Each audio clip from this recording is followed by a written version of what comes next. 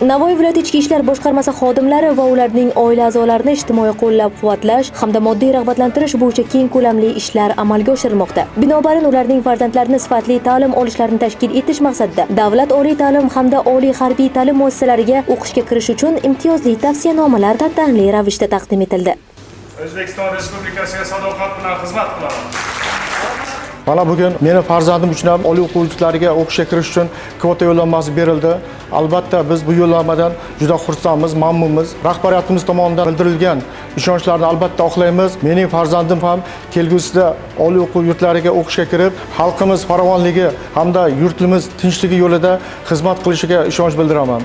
Bir so'z bilan aytganda, ota-onalari kasbini egallab, xizmatini davom ettirishga ahd qilgan o'g'il-qizlarning kayfiyati bu kunda yanada ko'tarinki. Bugun prezidentimiz tomonidan yaratilayotgan imkoniyatlar, ayniqsa ichki ishlar organlari xodimlarining farzandlari uchun berilayotgan tavsiyanomalar bu mehr va ishonch timsolidir.